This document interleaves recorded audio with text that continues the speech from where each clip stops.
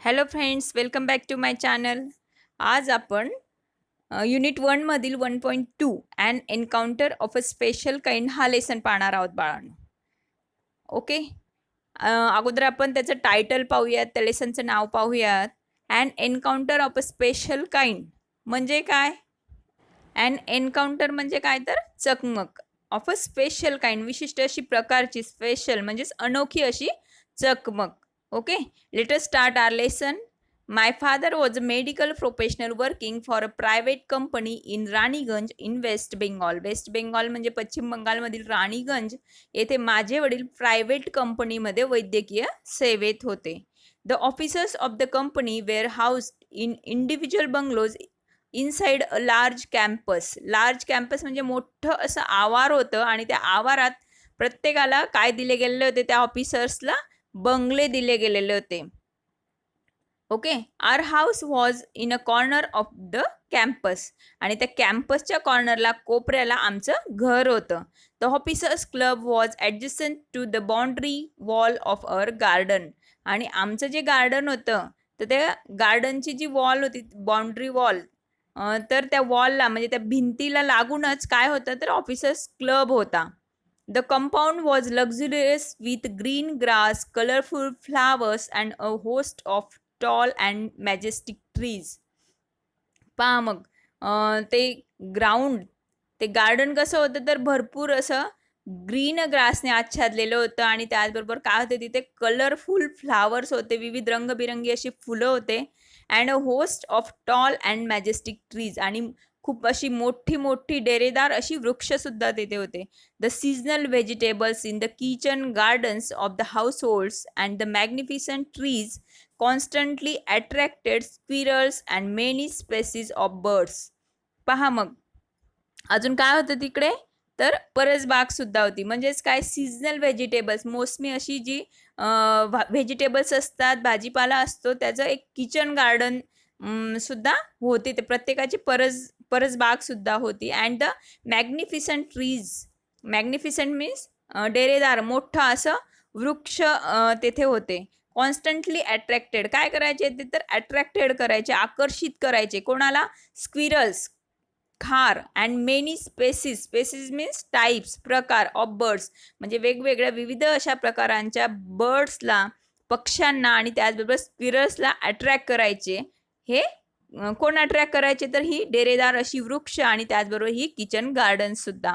A group of langurs had even made their den in an ashwath tree near by.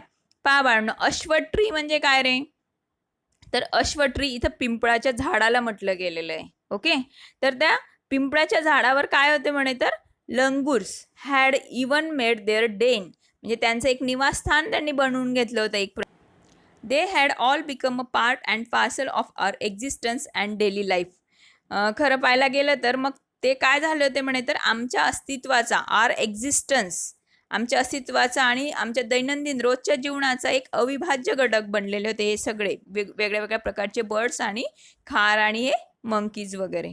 Okay, a small incident on a Saturday afternoon left a profound effect on me and unfolded before my eyes a whole new dimension to the wonders of God's creation. Okay, a small incident, एक छोटीशी घटना झाली. केव्हा झाली ती? On a Saturday afternoon, शनिवारी दुपारी. तर काय केलं त्या घटनेने? Left a profound effect on me. Profound effect means deep, सखोल असा इफेक्ट, परिणाम माझ्यावर झाला त्या घटनेने. अँड अनफोल्डेड मीन्स रिव्हील्ड, उघडकीस आणणे किंवा व्यक्त करणे. Before my eyes a whole new dimension. New dimension means new factor, नवीन घटक, नवीन अशा गोष्टी माझ्या डोळ्यासमोर काय झाल्या म्हणे तर अनफोल्ड झाल्या, ओपन झाल्या. To the wonders of God's creation. कोणाविषयी तर गॉड्सच्या क्रिएशनविषयी. गॉड, आपण सुद्धा गॉडनेच तयार केलेलं आहोत की, म्हणजे गॉडनेच आपल्याला बनवलेलं आहे. त्याचबरोबर विविध पक्ष्यांना, प्राण्यांना. मग हे काय गॉडची किमया आहे, वंडर आहे of God's creation. It was a few days into the puja vacation. इथं पूजा वॅकेशन कोणती म्हटली गेली तर दुर्गा पूजेविषयी बोललं गेलेलं आहे. मग ते दुर्गापूजेचे त्यांना काही फ्यू डेज, काही दिवस त्यांना सुट्टीचे मिळाले, व्हॅकेशनचे मिळाले होते. Just like for any other child, एखाद दुसऱ्या मुलासारखं the holidays provided an opportunity for me to become engross. Engross means occupied in, म्हणजे एक प्रकारे तल्लीन होणे, मग्न होणे in various magazines and story books publish specially for children in the festive season. Festive season म्हणजे फेस्टिवल्सच्या काळात, म्हणजे सणासुदीच्या काळांमध्ये विशिष्ट अशी प्रकारची मॅगझिन्स आणि स्टोरी बुक, ज्याला आपण म्हणतो गोष्टींची पुस्तकं, ही पब्लिश होतात. आणि एखाद दुसऱ्या अशा मुलासारखं मला पण मी काय झालं होतं म्हणे, गुंग झालं होतं, तल्लीन झालं होतं in various magazines and story books publish specially for children. फक्त मुलांसाठी जी बुक्स पब्लिश केली जातात त्याच्यात. आफ्टर अ हार्टी लंच, पहा मग काय झालं होतं. हार्टी म्हणजे एक मस्त भरपेट असं मनसोक्त असं लंच घेतलं, जेवण घेतलं दुपारचं. My parents and my younger sisters lay down for an afternoon nap. आणि माझे जे पॅरेंट्स होते ते आणि माझी जे यंगर सिस्टर्स होत्या, माझ्या लहान बहिणी होत्या, त्या पण काय केलं त्यांनी, lay down for an afternoon nap, दुपारची एक डुलकी, एक नॅप ते घेत होते, थोड्या वेळ विशिष्ट काळासाठी झोप. And I settle down with a story book, आणि मी काय करायला बसलो म्हणे, मग स्टोरी वाचायला, स्टोरी बुक घेतली मी हातात. And the quiet afternoon presented the perfect backdrop. Backdrop means एक योग्य अशी परिस्थिती for reading and adventure story. Adventure story म्हणजे साहस कथा, धाडसाविषयी असतात त्या काही स्टोरी, गोष्टी अशा. ते त्यांनी पुस्तक हातात घेतलं, दुपारची वेळ होती, आणि आई आणि बहिणी, पॅरेंट्स आणि बहिणी काय केलं, ते दुपारची नॅप घेत होते. आणि नंतर काय झालं, त्याने मस्त बुक वाचायला सुरुवात केली, किंवा बुक हातात घेतलं. काय कशाचं बुक होतं, तर ते साहस कथेचं होतं, ॲडव्हेंचर स्टोरीचं होतं. The silence was occasionally broken by the sound of my family snoring. Snoring म्हणजे काय, तर घोरणे. आणि जर सायलेन्स होतं, शांतता होती, तर वॉज ऑकेजनली ब्रोकन, आणि कशामुळे ब्रोकन होत होती ती विशिष्ट वेळेस, तर sound of my family snoring, आणि फॅमिलीमध्ये कोणीतरी घोरत असेल, त्या घोरण्याच्या आवाजाने ते शांतता थोडी भंग पावत होती. The intermittent chirping of house sparrows. Intermittent means बाळांनो फ्रिक्वंट, म्हणजे परत परत चिमण्यांचा चिवचिवाट. त्या हाऊस स्पॅरोज म्हणजे घराच्या अवतीभोवती घरात फिरणाऱ्या ज्या काही चिमण्या असतील, त्यांच्या आवाजाने पण थोडंसं ती शांतता भंग पावत होती. The harsh cawing of a crow, the shrill call of a kite flying high above the ground. आणि अजून दुपारच्या वेळेस, शांततेच्या वेळेस अजून कोणाकोणाचा आवाज येत होता, तर harsh cawing of a crow, कर्कश असा क्रोचा आवाज, म्हणजे त्यांचा कावकाव, क्रोचा जो कॉईंग होतं, कावकाव असा आवाज होता. त्याचबरोबर shrill call of a kite, shrill म्हणजे कर्कश, हार्श असं आवाज कोणाचा, तर kite flying high above the ground. आणि त्या ग्राउंडच्या अबोवरती एक काईट म्हणजे घार उडत होती आणि आवाज करत होती. Minutes ticked by, I became deeply absorb in the book. आणि काही मिनिटानंतर, थोड्या वेळानंतर परत मी काय केलं म्हणे, परत गुंग झालो, ॲब्झॉर्ब इन द बुक, परत त्या पुस्तकामध्ये गुंग झालो, ते पुस्तक वाचण्यात गुंग झालो. सडनली, लगेचच, I heard a group of street dogs barking furiously in the distance. आणि काही अंतरावर स्ट्रीट डॉग्स, रस्त्यावर फिरणारे असे कुत्रे काय करत होते, तर बार्किंग करत होते, भुंकत होते. फ्युरियसली, अगदी जोराने. काही कुत्र्यांचा ग्रुप काय करत होता, भुंकत होता जोरजोराने. I chose to ignore the commotion. Commotion means noise and confusion, म्हणजे जो गोंधळ होता, जो आवाज होता, तो मी इग्नोर केला बुवा, असं तो म्हणतोय. Thinking that the pack of dogs might have cornered a hapless pig. Hapless means unfortunate, दुर्दैवी असे पिग. आपण माहिती आहे आपल्याला, हे रस्त्यावर फिरणारे कुत्रे सहसा डुकरांच्या मागे लागतात, तर एखाद्या दुर्दैवी अशा डुकराच्या मागे ते लागलेले असतील हे सगळे कुत्रे, असं मी समजून मी त्या भुंकण्याकडे इग्नोर केलं, दुर्लक्ष केलं. But soon the barking became louder. पण हा भुंकण्याचा आवाज मोठा झाला, अँड मूव ॲग्रेसिव्ह, अगदी कर्कश, तीव्र असा झाला. And the alarm cawing of a flock of crows. आणि क्रोजचा जो ग्रुप होता, फ्लॉक होता, त्यांचं कावकाव सुद्धा खूप मोठ्याने ऐकू येऊ लागलं. Added to the cacophony, I also heard the disturbance approaching closer. Cacophony means loud harsh noise. आणि हा क्रोचचा जो आवाज होता तो ह्या गोंधळामध्ये, हा मोठमोठ्याने भुंकणाऱ्या कुत्र्यांच्या आवाजामध्ये यांचा सुद्धा आवाज वाढवत होता, नॉईज वाढवत होता. I also heard the disturbance approaching closer. आणि हा जो डिस्टर्बन्स होता, हा जो गडबड गोंधळ होता, तो क्लोजर जवळच मला ऐकू यायला लागला. Curiosity got the better of me. पहा मग, क्युरिओसिटी म्हणजे काय तर उत्सुकता, and got the better of means over powered. म्हणजे उत्सुकतेने काय घेतलं मग आता, त्याचं जे पुस्तक वाचण्याचं काही ठरवलेलं असेल तर ते त्याच्यावर ओव्हर पॉवर कोणी केलं तर क्युरिओसिटीने, म्हणजे उत्सुकता वाढली त्या मुलाची. लिव्हिंग द बुक असाइड, आणि त्याने काय केलं, आता पुस्तक बाजूला ठेवलं. I rush to the veranda, आणि मी कुठे काय पळालो म्हणे वरांड्याकडे, to see what was going on, आणि काय घडतंय काय होतंय तिकडे पाहायला गेलो मी. I glance towards the roof, आणि मग मी नजर टाकली रूफकडे, छप्परकडे, of the club house. Club हाऊसच्या रूफकडे त्याने नजर टाकली. अँड सॉ समथिंग हॉरिबल. हॉरिबल म्हणजे भयंकर, आणि काहीतरी भयंकर असं त्याने पाहिलं. A big male langur, apparently the leader of its group, was holding a baby langur in his hands and mercilessly biting it all over with a definite intent to kill. पहा मग काय पाहिलं त्या रूफवर, त्या क्लब हाऊसच्या रूफवर. अ big male langar, एक प्रकारचं वानर, माकड. कसं होतं तर बिग, मोठं असं होतं. मेल होतं, नर, असं नर माकड होतं. Apparently the leader of its group. Actually तो कोण असेल तर त्यांचा जो ग्रुप असेल त्या ग्रुपचा तो लीडर होता. तर काय करत होता तो, was holding a baby langar, आणि त्याने हातात एका बेबी लंगरला, एका लंगरच्या एका छोट्या पिलूला पकडलं होतं. In his hands and mercilessly biting it. Mercilessly म्हणजे अगदी निर्दयीपणाने तो बाईट करत होता, चावा घेत होता त्या बेबी लंगरला. And it all over with a definite intent. Intent म्हणजे हेतू. टू किल, किल म्हणजे मारणे. अगदी दिसत होतं की या जो मेल लंगर आहे, जो लीडर आहे, त्याचा तो बेबी लंगरला मारण्याचा हेतू स्पष्ट दिसत होता.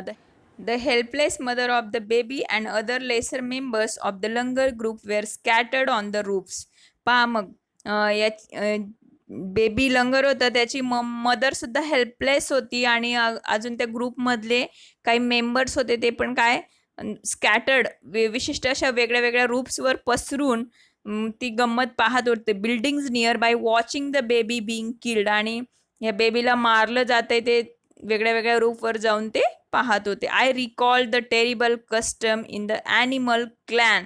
म्हणजे मला आठवलं त्यांची टेरिबल कस्टम, त्यांची भयंकर अशी परंपरा काय होती ती तर, in the animal clan. Clan means a very large family, खूप मोठी अशी फॅमिली जर असेल तर, according to which a dominant male. Dominant male म्हणजे प्रमुख असा जो नर असेल त्या फॅमिलीमधला, usually does not allow another male baby or adult to survive within its group. तर तो काय करतो, त्यांच्या ग्रुपमधला जर बेबी मेल असेल, नर पिलू असेल, किंवा एक ॲडल्ट असेल, किंवा वयोवृद्ध असा नर असेल, तर त्याला सर्वाईव्ह करू देत नाही, त्याला जगू देत नाही. ओके, असा त्यांचा काय होता, एक कस्टम होता, रूढी होती त्यांची. विदाऊट लुझिंग एनी टाईम, थोडासा वेळही नाही न दवडता. I gathered a stout stick. Stout means heavy, जड, जाड अशी काठी घेतली. In one hand and hurled a piece of stone at the murdering langur. मग काय केलं म्हणे मी, एक स्टाउट स्टिक घेतली, जाड जड अशी काठी घेतली, आणि दुसऱ्या हाताने काय केलं तर hurled a piece. Hurled means through forcefully, अगदी जोराने भिरकावला. अ पीस ऑफ स्टोन, एक दगड घेतला आणि जोराने त्या लंगरकडे त्याने भिरकावला, फेकला. कोणता तर मरॉडिंग लंगर. म्हणजे मरॉडिंग मीन्स तर searching for something to steal or attack. म्हणजे हा हल्ला करणारा जो लंगर होता त्याच्याकडे त्याने जोराने भिरकावला, फेकला तो दगड. The langur was so infuriated that it hardly took any notice of my assault. Assault म्हणजे अटॅक, हल्ला. आणि तो लंगूर एवढा बिनधास्त होता की तो त्या बेबी लंगूरला मारण्यामागे होता. त्याने अगदी नोटीसही केली नाही त्या ॲसॉल्टच्या, या हल्ल्याचा. म्हणजे हे दगड भिरकावला किंवा काठी घेऊन हा जो मुलगा आहे तो जातोय त्याच्याकडे आणि दगड मारतोय त्याला, तर याने लंगरने त्याच्याकडे लक्षही दिलं नाही. But then I started throwing more stones. आणि मग मी पण काय केलं म्हणे तर मोर स्टोन्स, जास्तीत जास्त दगड फेकत राहिलो. सुरू केलं फेकायला. The dogs on their part raise their pitch of cry. आणि डॉग्स काय करत होते, कुत्रे काय करत होते तर परत जोराने भुंकायला लागले. त्यांनी त्यांचा आवाजही वाढवला होता, भुंकण्याचा आवाज वाढवला होता. The changed circumstances and the sudden unexpected attack from unknown quarters forced the langur to drop the baby from the sloping roof over the veranda. मग काय झालं, हे सर्कमस्टान्सेस, ही परिस्थिती जी होती ती काय झाली होती, चेंज झाली होती. आणि सडन अनएक्सपेक्टेड अटॅक, अनपेक्षित असा अटॅक, हे दगडांचा वर्षाव त्याच्यावर सुरू झाल्यानंतर, त्या लंगरवर सुरू झाल्यानंतर unknown quarters force the langur. आणि मग त्याने काय केलं, to drop the baby from the sloping roof. Sloping roof होतं, कुठलं होतं तर त्या ओव्हर द वरांडा, त्या वरांडाच्या वर जे स्लोपिंग रूप होतं त्याने त्या बेबीला सोडून दिलं, टाकून दिलं. The baby was listless. Listless म्हणजे काय रे बाळांनो, तर विदाऊट एनी एनर्जी, म्हणजे कोणतंही त्याच्यामध्ये त्राण राहिले नव्हते, शक्ती राहिली नव्हती. And appear to be dead, म्हणजे अर्ध मेला त्याला, तर आत्ता मरेल की तेव्हा मरेल अशी त्याची परिस्थिती झाली होती त्या बेबी लंगूरची. As its body started to slide down, आणि घरंगळत सरकत खाली आली त्याची बॉडी अक्षरशः. The excitement of the pack of the dogs grew manifold at the prospect of a good kill and meal. आणि खाली तर पॅक ऑफ डॉग्स होतच, म्हणजे कुत्र्यांचा ग्रुप तर उभा होताच. त्यांना अशी एक्साइटमेंट होती की हे जे गरंगळणारं सरकणारं पिलू आहे ते एक आपल्याला एकदम आयतं असं जेवण आपल्याला मिळेल म्हणून ते त्याची वाट पाहत होते. त्यांचा जो प्रॉस्पेक्ट मीन्स फ्युचर बेनिफिट, म्हणजे त्यांना मिळणारा फायदा ते पाहत होते की आता हे पिलू खाली पडेल आणि आपण त्याला खाऊ असं म्हणून. कीपिंग द डॉग ॲट बे with the stick, I managed to catch hold of the baby langur's tail just as it tipped over the edge of the tiled roof. आणि मग पहा, मग या मुलाने काय केलं, स्टिकने, काठीने त्या कुत्र्यांना साईडला करतोय. And I manage to catch, आणि कॅच केलं त्याने कोणाला तर त्या बेबी लंगूरला, बेबी लंगूरची टेल पकडून. At it tip over the edge of the tiled roof, आणि त्या रूपवरून जे घरंगळून खाली येणारं जे लंगूर होतं त्याचं टेल म्हणजे शेपूट पकडून या मुलाने पकडून घेतलं. The baby appeared inert means powerless, motionless. अगदी एवढं निष्प्राण झालं होतं की हालचालही त्याच्याकडनं होत नव्हती, अगदी मोशनलेस झालं होतं. अँड लाईफलेस.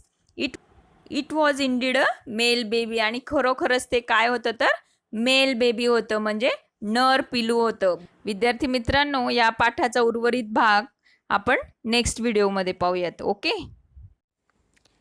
माझ्या विद्यार्थी मित्रांनो, व्हिडिओ तुम्ही पूर्ण पाहत जा, आणि त्याचबरोबर व्हिडिओला लाईक करा, शेअर करा, आणि माझ्या चॅनलला सबस्क्राईबही करा. थँक्यू.